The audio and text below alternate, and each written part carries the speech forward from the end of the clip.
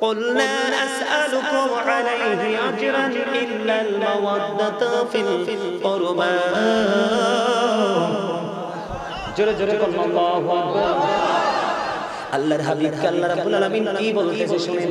আল্লাহ রাব্বুল আলামিন বলতেছেন হাবিব আপনি জানিয়ে দেন, মানে আমাদেরকে জানিয়ে দেওয়ার জন্য আল্লাহ রাব্বুল আলামিন নির্দেশ দিয়েছেন হাবিব আপনি জানিয়ে দেন আমি যে তোমাদের কাছে সত্যের সন্ধান নিয়ে এসেছি, আমি তোমাদের কাছে রিসালাতের খবর পৌঁছে দিয়েছি, এর বিনিময়ে আমি তোমাদের কাছে কোনো কিছুই চাই না, চাই শুধু আমি আমার আহলে বাইতের ভালোবাসা। জোরে জোরে বলুন না সুবহানাল্লাহ। তার মানে হলো বন্ধু আপনারা আমার প্রাণের নবী ডেকে ডেকে বলছেন আমার উম্মতেরা রে তোমরা সবাই শোনো, আমি দ্বীনকে প্রতিষ্ঠিত করার জন্য অনেক কষ্ট সহ্য করেছি, অনেক স্ট্রাগল করেছি, অনেক দুঃখ দুর্দশা বেঈমান কাফেরের নিপীড়ন আমি সহ্য করেছি তোমাদের কাছে, তারপরেও যথাযথভাবে আমি দ্বীনটা তোমাদের কাছে দিয়ে গেলাম। এই যে কষ্ট করেছি এর বিনিময়ে আমি তোমাদের কাছে কিছুই চাই না রে, আমি এর বিনিময়ে চাই শুধু আমার আহলে বাইতের ভালোবাসা। জোরে জোরে বলুন না সুবহানাল্লাহ।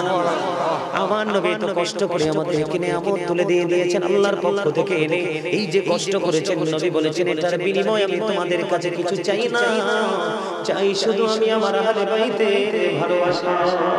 জোরে জোরে বলুন না সুবহানাল্লাহ, আর জোরে বলুন না সুবহানাল্লাহ।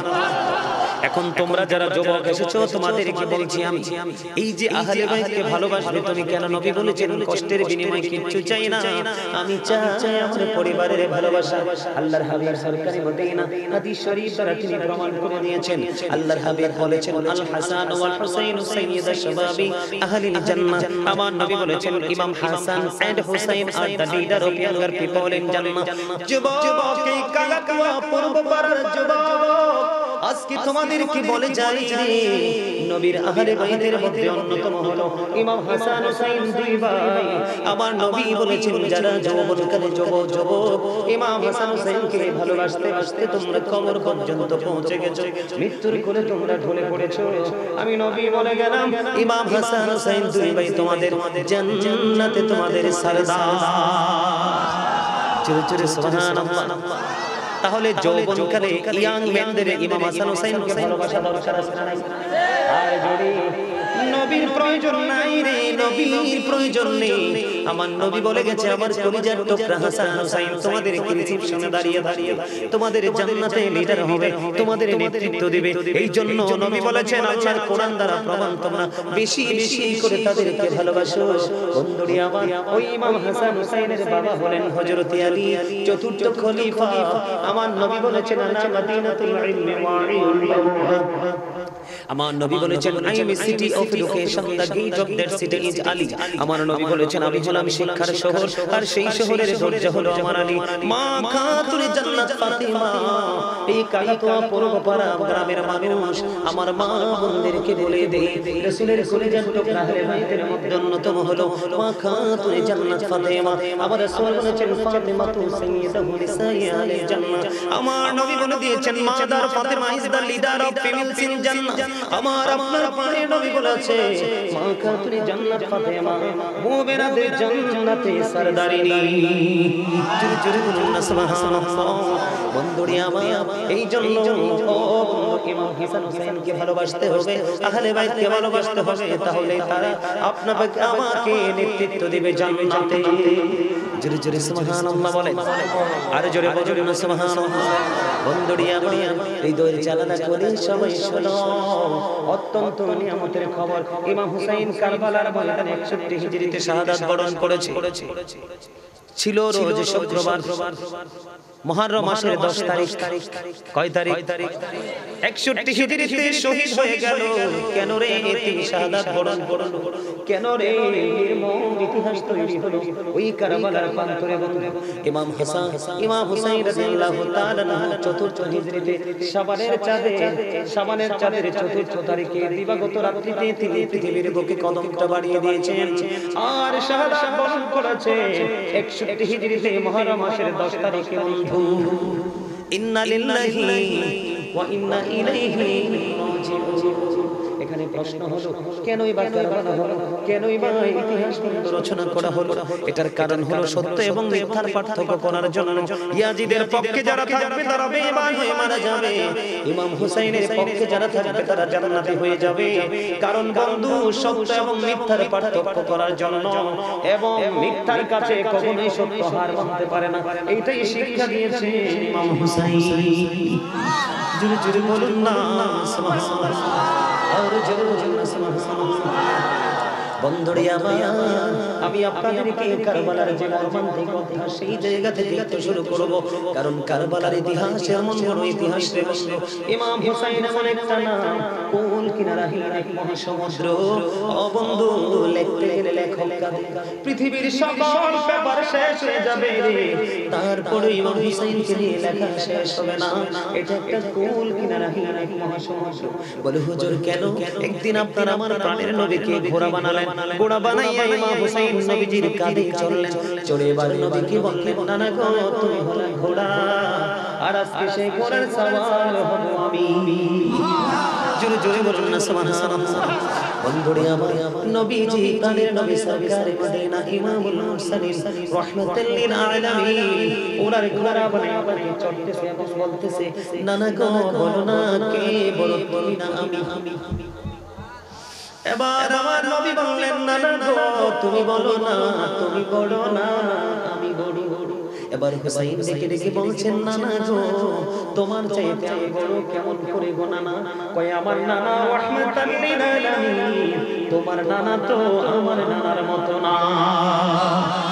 নানা নানা গো আমার মা জান্নাতে সরদারিনী, তোমার মা তো আমার মায়ের মতো না। আমার বাবা শেরিক খুদাদি, আমার বাবার যে মর্যাদা তোমার বাবা এমন মর্যাদার নয়, সেই দিক থেকে আমি তোমার চাইতেও দামি। এত দামি হুসাইন। ও বন্ধু, 3 দিন পর্যন্ত ফুরাত নদীর পানি তার নসিবে জুটলো না। বেঈমান কাফির মুশরিকেরা জঙ্গলের পশু পাখি পর্যন্ত ফুরাত নদীর পানি পান করে রে। ও বন্ধু, রাসূলের কলিজার টুকরা, কোরআন হাদিস দ্বারা যাদের সম্মান মর্যাদার কথা প্রমাণিত হয়েছে, তাদের জন্য ফুরাত নদীর পানি বন্ধ রে। এ কেমন নির্মমতা, নিষ্ঠুরতা বন্ধু, কখনো কোন মুমিন মেনে নিতে পারে না। ঠিক কিনা বলে না বলে বন্ধুরি আমার, আমি আপনাদেরকে বলে দিতে চাই, আমার নবী পৃথিবী থেকে চলে যাওয়ার আগে উম্মে সালমার হাতে এক মুষ্টি মাটি দিলেন। একটা মুষ্টি মাটি দিয়ে বললেন, সালমা রে, এই মাটিগুলো তুমি যত্ন করে ধরে রাখো, যেদিন দেখবা এই মাটিগুলো রক্তে লাল হয়ে গেছে রে, সেই দিনে মনে করবা আমার কলিজার টুকরা হুসাইন শহীদ হয়ে গেছে। বন্ধু হৃদয় খুলে শোনো গো, তারপরেও ইমাম হুসাইন সত্য মিথ্যার কাছে মাথা নত করেনি। ইমাম হুসাইন যদি ইয়াজিদের হাতে হাত রাখতেন, ইয়াজিদকে যদি সমর্থন করতেন, পৃথিবীর বিলাসিতার কমতি হতো না, পৃথিবীর সুখের কোনো কমতি হতো না, পৃথিবীর দৌলতের কোনো কমতি হতো না। কিন্তু সত্যকে প্রতিষ্ঠিত করার জন্য তিনি সত্য অন্যায়ের কাছে মাথা নত করেনি, শহীদ হয়ে গেছে। বন্ধুরে আমার, 61 হিজরিতে দুপুরবেলা উম্মে সালমা রাদিয়াল্লাহু তাআলা আনহা ওই মাটির দিকে নজর দিয়ে চাইয়া দেখে ওই মাটিগুলো রক্তে লাল হয়ে গেছে রে। ও বন্ধু, তন্দ্রা চলে আসলো। তন্দ্রার মধ্যে তিনি দেখতে পাইলেন প্রাণের নবী দুলাবালিকে দোষ। ও নবী, কেন আপনাকে এমন লাগছে কেন গো? বে উম্মে সালমা, আমাকে এমন লাগার কারণ হলো আমি এখন কারবালার ময়দান থেকে এসেছি। আব্দুল্লাহ ইবনে আব্বাস রাদিয়াল্লাহু তাআলা আনহু বন্ধু 61 হিজরিতে দুপুর বেলায় তিনি তন্দ্রার ছলনা, তিনি তন্দ্রার মধ্যে তিনি দেখতে পাইলেন আমার আপনার প্রাণের নবী এক শিশি রক্ত নিয়ে হাজির হয়ে গেছে। ইয়া রাসূলুল্লাহ, ইয়া হাবিবাল্লাহ, নবী গো, ও প্রাণের নবী, ইয়া রাসূলুল্লাহ, আপনাকে তো বিষণ্ণ দেখা যায় কেন গো নবী? এবং আপনার হাতের মধ্যে একটা শিশি রক্ত দেখা যায়, এই রক্তটা কোথা থেকে এসেছে গো ইয়া রাসূলুল্লাহ? আমার নবী বললেন, আমি এইমাত্র কারবালার ময়দান থেকে এসেছি, ওই 72 জন শহীদের রক্ত আমি একটা শিশির মধ্যে ভর্তি করেছি। জোরে জোরে বলুন না সুবহানাল্লাহ। এখন যদি প্রশ্ন করা হয় যে হুজুর গো, নবীজি 72 জন শহীদের রক্ত কেমন করে ছোট্ট একটা শিশির মধ্যে ঢোকালো, আপনি যদি প্রশ্ন করেন, আমি বলবো এটাই হলো নবীজির মুজিজা। জোরে জোরে বলুন না সুবহানাল্লাহ। বন্ধুরে আমার 1400 সাহাবীর গোসলের পানি একটা ঘটির মধ্যে যদি প্রশ্ন করেন 1400 সাহাবী 100 200 1000-এর উপরে আরো 400 বন্ধু এতজন সাহাবীর গোসলের পানি কেমন করে একটা কৌটার মধ্যে এখন প্রশ্ন করলে আবার উত্তর দিব এটাই হলো নবীজির মুজিজা। বন্ধুরে আমার 1500 সাহাবীর খাদ্য একটা পাত্রের মধ্যে যদি আপনি প্রশ্ন করেন যে কেমন করে সম্ভব এটাই হলো নবীজির মুজিজা। নবীদের কাছে থাকে মুজিজা আর আল্লাহর ওলিদের কাছে থাকে কারামত। জোরে জোরে বলুন না সুবহানাল্লাহ, আর জোরে বলুন না সুবহানাল্লাহ।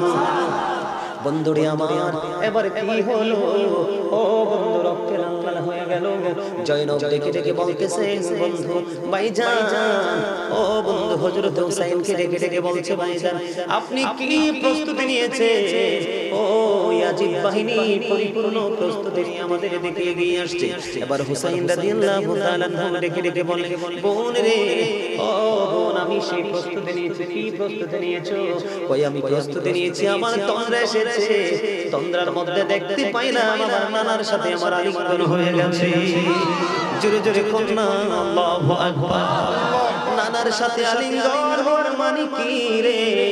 তার মানে আমার শহীদের সময় খুবই কাছাকাছি, আমি শাহাদাত বরণ করব, যুদ্ধের জন্য পুরো প্রস্তুতি নিয়েছি। জোরে জোরে কন্যা সুবহানাল্লাহ। এই এই এই তুমি ওড়ো টুপিওয়ালা স্ট্যান্ড আপ দাঁড়াও আসো এখানে আসো, সামনে আসো, সামনে আসো, এদিক দিয়ে জায়গা আছে, এদিক দিয়ে আসো, এদিক দিয়ে আসো, এখানে বসো, আসো আমার সামনে এসে বসো। তারে দেখে আজকে আমার একটা ওয়াজ মনে হইছে। এখন হাদিস শরীফের মধ্যে আসছে কি একটা যুবকের সাথে 10টা শয়তান থাকে। কয়টা? আরে আমার কথা না তো, কিতাব থেকে সংগ্রহ। এই আমার দিকে তাকান, মনে রাখবেন একটা যুবতী মেয়ের সাথে একটা শয়তান থাকে আর একটা যুবকের সাথে 10টা শয়তান থাকে। এই জন্য আপনি চাইলেও কিন্তু তাদেরকে যেই কোনো জায়গায় ছেড়ে দিতে পারে, এটা কিন্তু তার দোষ না। কারণ শয়তান তো চায় মানুষ ভালো কাজ করতে চাইলে তাকে এখান থেকে ব্যাকআপ দেওয়া। কারণ শয়তান চায় না আল্লাহর প্রিয় বান্দা ভালো কাজ করে আল্লাহর সর্বোচ্চ সম্মানের জায়গায় যাক, কারণ সেই সম্মানের জায়গা থেকে চিরকালের জন্য সে বহিষ্কৃত হয়ে গেছে। বন্ধুরে আমার দিকে তাকান, যারা ইমাম হুসাইনের পিছনে ফজরের নামাজ পর্যন্ত পড়েছে বন্ধু মুনাফিক চিনার উপায় রে। ইমাম সাহেবের পিছনে নামাজ পড়ে ইমাম সাহেবের পিছনে যারা বিরোধিতা করে সমালোচনা করে, এটা কি মুসলমান নাকি মুনাফিক? কথা বলেন না কেন? খতিবের পিছনে এখন মাত্র নামাজ পড়লো, বের হয়ে খতিবের সমালোচনা করলো, এটা মুসলমান না মুনাফিক? বন্ধুরে আমার ইয়াজিদ জিহাদ মানে হলো কি জানে? মুখে ইসলামের কথা আর অন্তরে ইসলামকে ধ্বংস করার কথা। মুনাফিক মার্কা মুসল্লি হলো ইমামের পিছনে দাঁড়িয়ে নামাজ পড়া এবং বাইরে সেই ইমাম সাহেবকে তাড়ানোর ব্যবস্থা করা, এটাই হলো মুনাফিক। এই মানুষগুলো হলো ইয়াজিদ মার্কা মুসলমান। এদের সংস্পর্শে থাকা যাবে না। বন্ধু আমার দিকে তাকিয়ে ধীরে ধীরে ধীরে ধীরে বন্ধু কারবালার সময় ঘনিয়ে আসলো। ও বন্ধু যুদ্ধের সময় চলে আসলো। আমি দূরের কোনো কিছু বলবো না, আমি বন্ধু একে একে যুদ্ধ শুরু হয়েছে মর্মান্তিক জায়গাটা নিয়ে কথা বলবো। আমি আগে বলেছি বন্ধুরে আমার সর্বপ্রথম যুদ্ধের ময়দানে নেমে গেলেন আহলে বাইতের পরিবার থেকে সর্বপ্রথম হযরত আলী আকবর যাইলেন যুদ্ধের ময়দানে। ইয়াজিদ বাহিনী বন্ধু চারপাশে কি করলেন? উত্তপ্ত ছিল, সূর্য ছিল রক্তিম, মনে হয়েছিল সেই দিন আকাশে বন্ধু কান্নার রোল পড়ে গেছে, এমন ছিল অবস্থা। ও বন্ধু আলী আকবর হযরত ইমাম হুসাইন রাদিয়াল্লাহু তাআলা আনহুর কাছ থেকে অনুমতি নিয়ে যুদ্ধের ময়দানে চলে গেলেন। এবার বন্ধু যুদ্ধ শুরু করে দিলেন। ইয়াজিদ বাহিনী চারপাশ দিয়ে ধুলাবালি গুলো উড়িয়ে দিলেন। পুবালি হাওয়া হয়েছে রে, কি করবে? ইয়াজিদ বাহিনীকে ছত্রভঙ্গ করে দিলেন। যুদ্ধ করতে করতে করতে করতে বন্ধু এবার চলে আসলেন ফিরে বাবার কাছে। ইমাম হুসাইনকে সে একটা ডাক দিয়ে বললেন, বাবা গো, বাবা বাবা গো, পানির পিপাসায় কলিজা ফেটে যাচ্ছে না বাবা, আমাকে একটু পানি দাও না। ও বন্ধু যুদ্ধের ময়দানে সত্য মিথ্যার লড়াই হবে, আল্লাহ আল্লাহ রাসূলের পানির পক্ষে যুদ্ধ করবে। বন্ধু ইমাম হুসাইন শুষ্ক জিহ্বাটা বের করে দিল, বাবা গো, ও বাবা তুমি তোমার কাছে যেমন পানির তৃষ্ণা রে আমার কাছেও তেমনই পানির তৃষ্ণা আমি যখন পানির তৃষ্ণা বেশি লেগে যাইতো আমি আমার নানার কাছে বলতাম নানা গো আমাকে পানি পান করাও তখন আমার নানার জিহ্বা মোবারক বের করে দিত আমি নানার জিহ্বা মোবারক চুষে আমার তৃষ্ণা মেটাতাম রে আলী আকবর আমি আমার শুষ্ক জিহ্বাটা বের করে দিলাম রে বাবা বাবা আমার শুষ্ক জিহ্বাটা চুষে নাও ও বন্ধু জিহ্বাটা চুষে দিল জিহ্বা শুকিয়ে আছে রে কারবালার ময়দানে জিহ্বা চুষে চুষে পুনরায় আবার বন্ধু যুদ্ধের ময়দানে চলে গেলেন হায়দারি আক্রমণ চালালেন যুদ্ধ চলতে ইয়াজিদ বাহিনী এমন ভাবে তীর নিক্ষেপ করলো আলী আকবরের বুকের মধ্যে সে বিঁধল একটা ডাক দিল বাবা বাবা গো আপনি কোথায় আমাকে সাহায্য করুন দৌড়ে চলে গেল ও বন্ধু ইমাম হুসাইন রাদিয়াল্লাহু তাআলা কারবালার ময়দানে গিয়ে দেখলেন সন্তানের কি নির্মম পরিস্থিতি ও বন্ধু ইমাম হুসাইন ডেকে ডেকে বললেন আলী আকবর বাবা গো আমার বুক থেকে তীরটা আপনি সরিয়ে নেন আমি ইয়াজিদ বাহিনীর উপর হায়দারি আক্রমণ চালাবো বন্ধু তীরটা যখন টান দিলেন বের করার জন্য রক্তের বন্যা বয়ে গেল ও বন্ধু তখন ইমাম হুসাইন রাদিয়াল্লাহু তাআলা এর বয়স ছিল 56 বছর 5 মাস 5 দিন এই কারবালার সময় 61 হিজরিতে যখন আলী আকবর শাহাদাত বরণ করেননি তখন ওনার একটাও চুলদারি পাকেননি যখন ওনার চোখের সামনে ইয়া বন্ধু আলী আকবর শাহাদাত বরণ করলো শহীদ হয়ে গেল সবাই পড়েন না ইন্না লিল্লাহি ওয়া ইন্না ইলাইহি রাজিউন যুদ্ধে যখন শাহাদাত বরণ করলো বন্ধু এবার ইমাম হুসাইন রাদিয়াল্লাহু তাআলা আলী আকবরের দেহটা কাঁধে করে নিয়ে যখন রওনা দিল ওই তাবুর দিকে চাইয়া দেখেন ওনার চুলদারি গুলো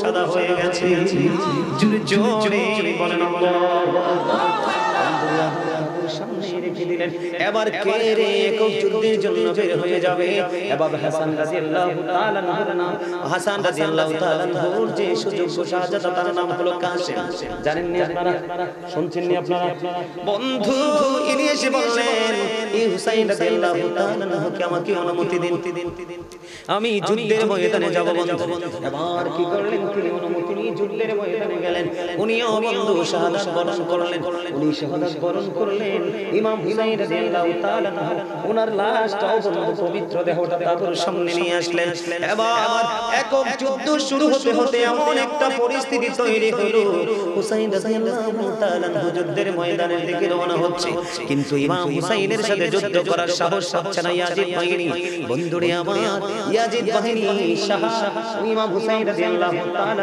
সাথে যুদ্ধ করার কোনো সাহস করতে পারতেছে ধীরে ধীরে বন্ধু তিনি যুদ্ধের ময়দানে চলে গেল যুদ্ধের ময়দানে চলে যাওয়ার পরে চতুর্দিক থেকে অনেকে আক্রমণ চালাতে শুরু করলেন বন্ধু যুদ্ধের ময়দানে যখন আক্রমণ চালাতে শুরু করলেন শেষ পর্যন্ত সীমার ওনার বুকের মধ্যে চলে বসলেন এবার উনি প্রশ্ন করলেন এখন কি নামাজের সময় কয় হয় এখন নামাজের সময় কয় আমাকে তো শহীদ করে দিবে আমাকে একটু সময় দাও আমি নামাজটা একটু পড়ে নিব জোরে জোরে বলুন না সুবহানাল্লাহ বন্ধু আপনি আমি কত ফ্রি সময় কাটিয়ে দেই নামাজ পড়ি না দোকানে বসে থাকি চৌরাস্তায় বসে থাকি বন্ধু শপিং মলের সামনে দাঁড়িয়ে আজানের ধ্বনি শোনা যায় তারপরে আমরা যাই না ইমাম হুসাইনের কাছ থেকে বন্ধু শিক্ষা নেন কেমন করে নামাজের প্রতি শ্রদ্ধাশীল হতে হয় কেমন করে বন্ধু সত্য মিথ্যার পার্থক্য করতে হয় সত্যের ঝান্ডা ছিনিয়ে আনার জন্য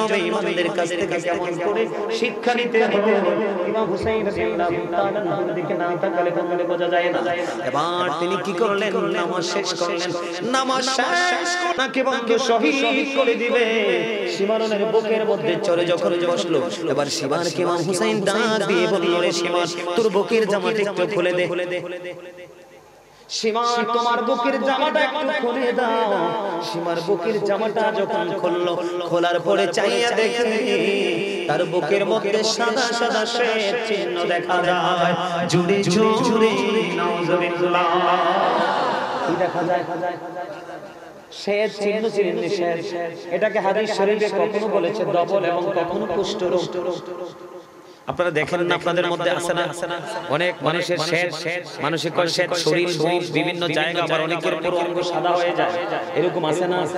এবার এইরকম যখন সাদা দেখলেন, সাদা দেখার পরে ইমাম হুসাইন একটা ডাক দিয়ে বললেন, রে শিবাত, তুই তো সেই বদকিসমত রে, আমার নানা বলে গিয়েছিল, নানা গো সাদা দাগের কিছু কুকুর, সাদা দাগের কিছু কুকুর আমার সাদা বাদামকে হরণ করে নিয়ে যাবে রে, আমার কাছে মনে হয় তুই সেই বদকিসমত। জোরে জোরে নাউজুবিল্লাহ।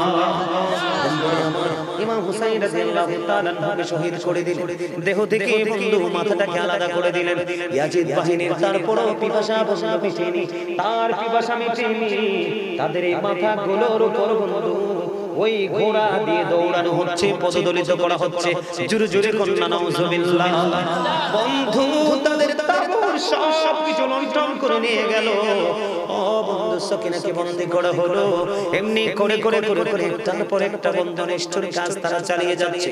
চালাতে চালাতে চালাতে চালাতে চালাতে বন্ধু এমন একটা পরিস্থিতি তৈরি হয়ে গেল, বন্ধুরি আমার ইমাম হুসাইন রাদিয়াল্লাহু তাআলা যখন শহীদ করেছিল বন্ধু, বাইতুল মুকাদ্দাসের ঝুলন্ত যে পাথরটা, বাইতুল মুকাদ্দাসের যে ঝুলন্ত পাকা পাথরটা, ওই পাথরের নিচ থেকে রক্ত প্রবাহিত হয়েছিল। জোরে জোরে বলুন না আল্লাহু আকবার, আর জোরে বলেন আল্লাহু আকবার। বন্ধুরে আমার, পাথর থেকে রক্ত প্রবাহিত হওয়া সহজ নয়, ঠিক কিনা বলে? পাথর থেকে রক্ত প্রবাহিত হয়েছিল। ও বন্ধু, সিরিয়ার যত পাথর, সিরিয়ার যত পাথর সরানো হতো, তখন পাথর থেকে তাজা রক্ত প্রবাহিত হতো।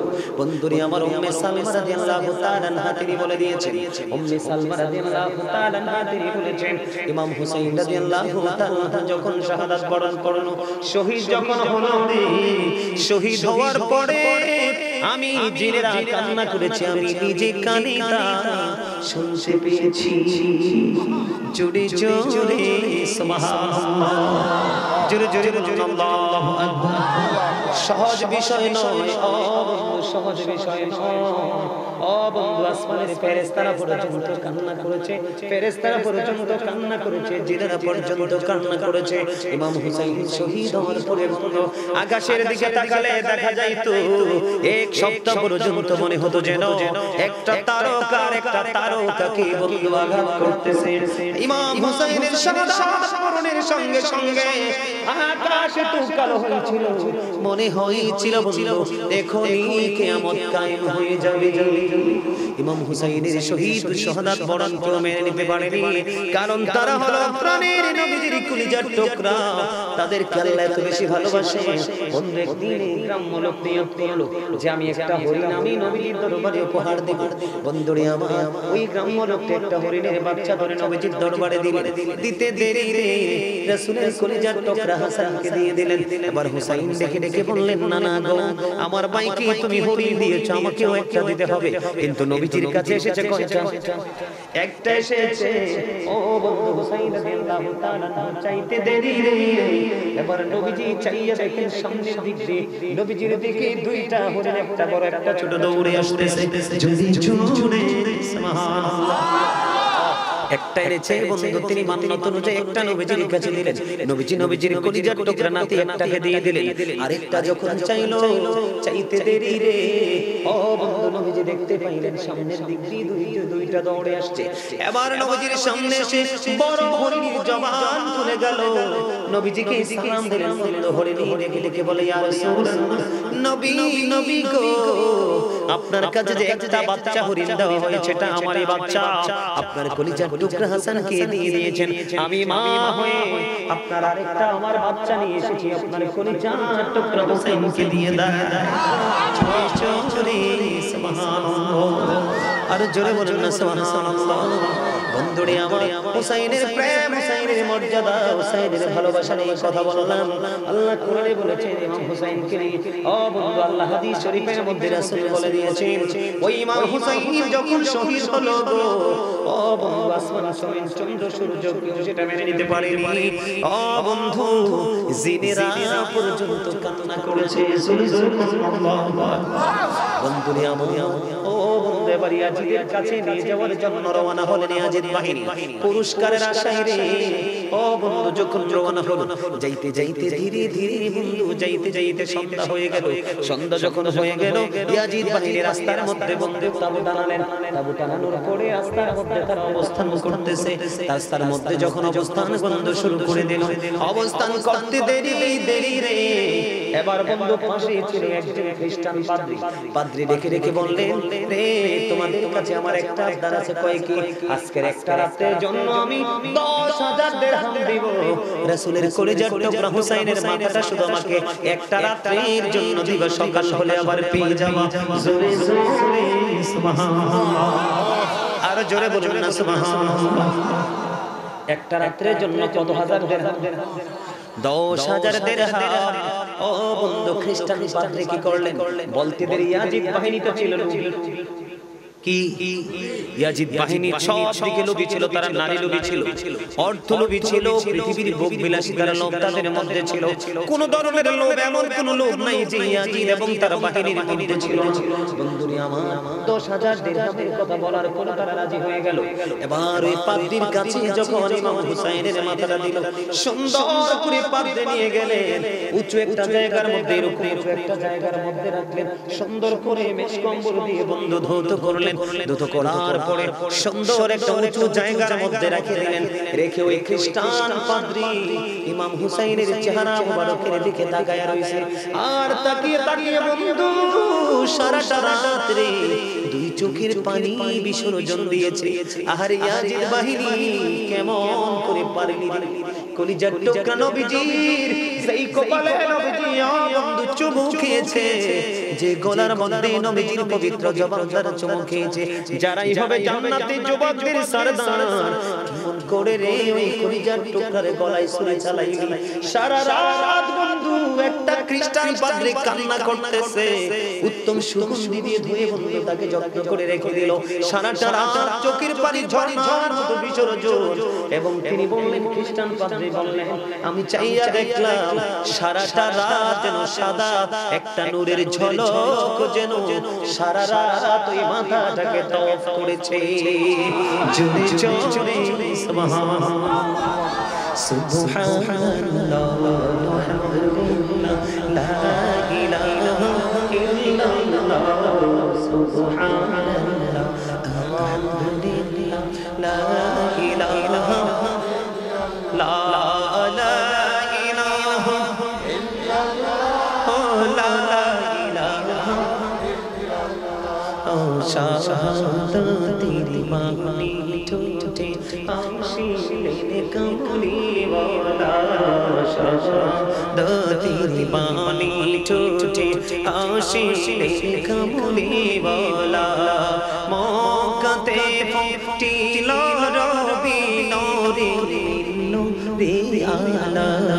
সুবহানাল্লাহ লা ইলাহা ইল্লাল্লাহ সুবহানাল্লাহ আলহামদুলিল্লাহ মুহাম্মদ লা ইলাহা ইল্লাল্লাহ লা ইলাহা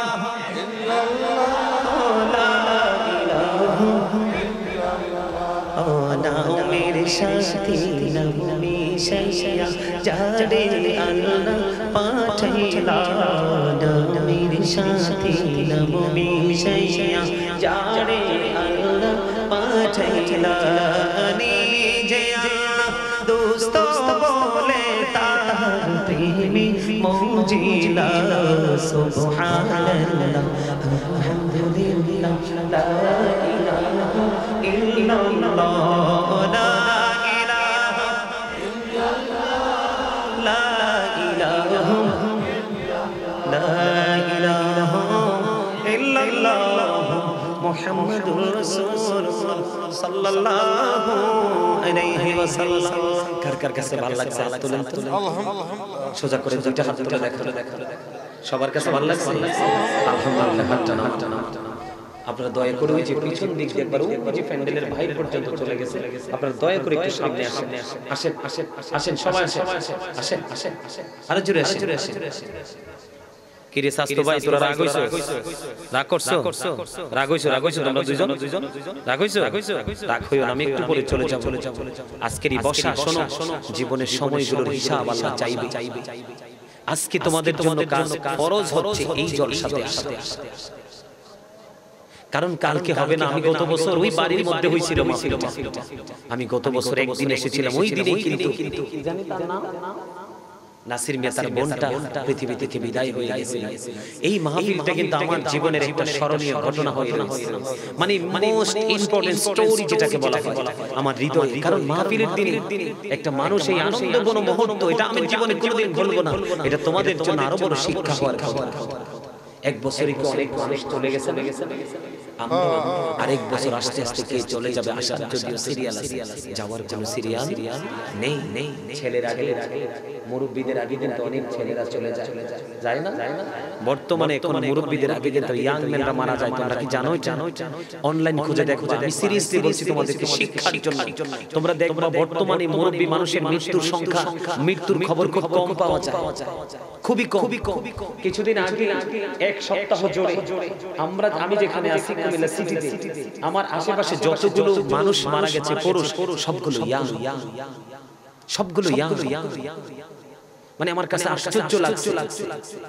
শোনো, মানুষের কর্ম তার সবকিছুকে লং করে দেয়, বড় করে দেয়, আবার মানুষের কর্মই তার সবকিছুকে স্মল, ছোট করে দেয়। তোমাকে একটু চিন্তা করতে হবে। আমি তো বলিনি তোমাকে যে তুমি বন্ধুদের সাথে আড্ডা দিও না, আমি কিন্তু তোমাকে বলিনি যে তুমি সুস্বাদু খাবার খেও না, আমি কিন্তু তোমাকে বলিনি যে তুমি শপিং মলটাকে তুমি আপন করে নিও না। তুমি যখন যেটা প্রয়োজন সেটাই করো, কিন্তু তার ফাঁকে ফাঁকে আল্লাহ আমাদের অত্যন্ত সুন্দর করে সৃষ্টি করেছে। একটু কি ভাবছো? আল্লাহ রাব্বুল আলামিন বলেছেন ফি আইয়ি সূরাতিন মা শাআ রাক্কাবা। আল্লাহ ক্রিয়েটেড দ্য মাইন্ড। আল্লাহর মন মতো করে আমাদেরকে কি করেছে? আমাদেরকে গঠন করেছেন, যেটাকে ইংলিশে বলা হয় বিউটিফুল শেপ। আমাদের গঠন প্রণালী অত্যন্ত সুন্দর। আজকে কি আমরা সুন্দর পথে চলতে পারছি? কথা বলেন, পারছি? পারিনি। কেন? পৃথিবী নামক যে লালসা, সেই লালসা আমাদেরকে আল্লাহ রাসূল থেকে অনেক অনেক দূরে নিয়ে গেছে। আপনি যত বেশি আল্লাহ রাসূল থেকে দূরে যাবেন, তত বেশি জাহান্নাম আপনার কাছে আসছে। আর আপনি যত বেশি আল্লাহ রাসূলের কাছে যাবেন, ততই জান্নাত আপনার নিকটবর্তী হবে। ওমা, আমি তো নিজে থেকে বলিনি, একাধিক riwayat আসছে হাদিস খানা। বন্ধুরি আমার আলোচনায় আমি আবার পড়বে, আবার ফিরে যাব কোন আলোচনায়। জন এক ব্যক্তি এসে প্রশ্ন করলো, ইয়া রাসূলুল্লাহ, ইয়া হাবিবাল্লাহ, নবী গো, কিয়ামত কখন হবে গো? আমার নবী বললেন, তুমি কিয়ামতের জন্য কি প্রস্তুতি নিয়েছো? ওই ব্যক্তি বললেন, ইয়া রাসূলুল্লাহ, ইয়া হাবিবাল্লাহ, নবী গো, আমি কিয়ামতের দিনের জন্য কোনো প্রস্তুতি নিতে পারিনি, তবে আল্লাহ এবং আল্লাহর হাবিবকে আমি ভালোবাসি। এই কথা বলতে দেরি আমার নবী উত্তর দিলেন, তুমি যাকে ভালোবাসো তার সাথে তুমি থাকবা। আচ্ছা বলেন তো, এর চেয়ে সহজ কি আর জান্নাতে যাওয়ার কোনো রাস্তা হতে পারে?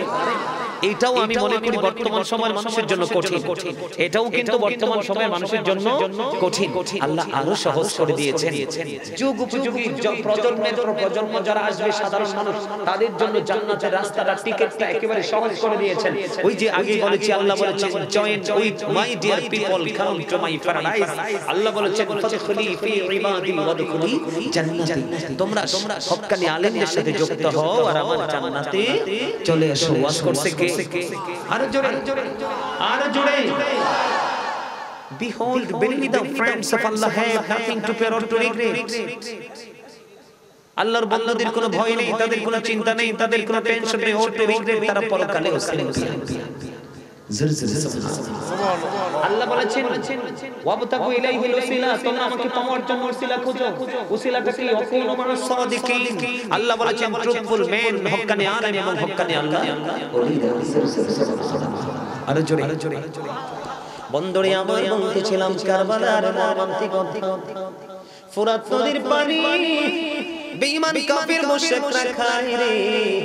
যারা জান্নাতের মেহমানদেরকে রিসিভ করবে, যাদের পাওয়ার মর্যাদা তো বেশি, যাকে নিয়ে আল্লাহ কোরআনে ওয়াজ করেছেন, নবীজি হাদিস শরীফে বয়ান করেছেন, তাদের জন্য ফুরাত নদীর পানি বন্ধ করে দেওয়া হয়েছে। তো কঠোর পরিবেশ, তারপরে তারা মিথ্যার কাছে মাথা নত করেনি।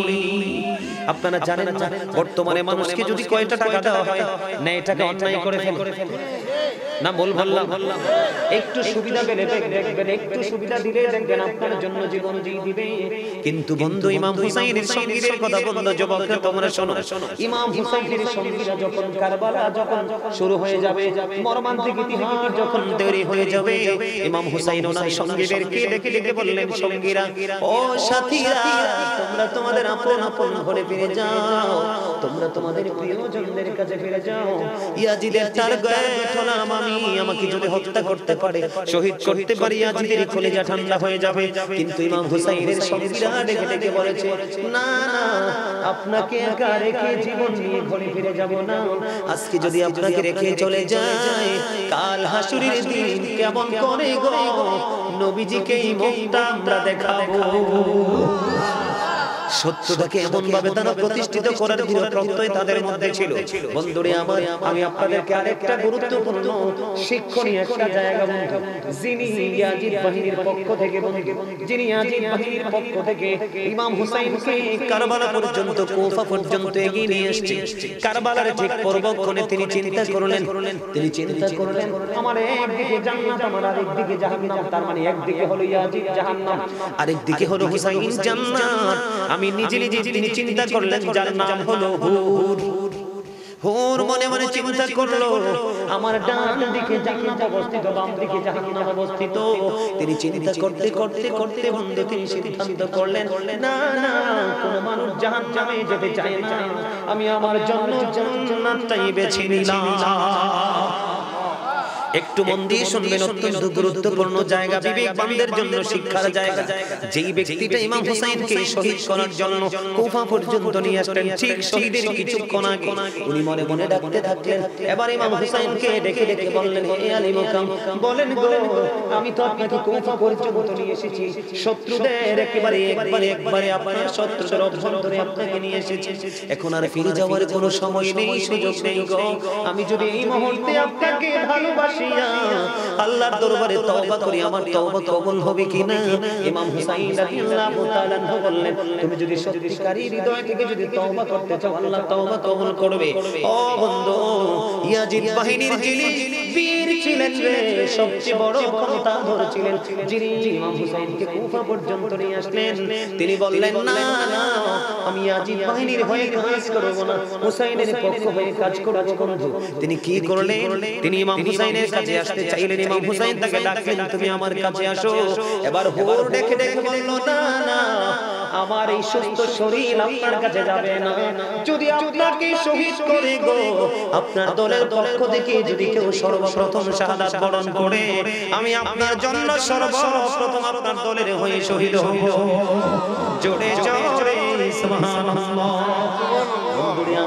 যিনি পাহারা দিয়ে নিয়ে আসতেন ঘটনার পূর্বক্ষণে আলী মুকাম আহলে বাইতকে ভালোবাসলেন, হুর তিনি জান্নাতি হয়ে গেলেন।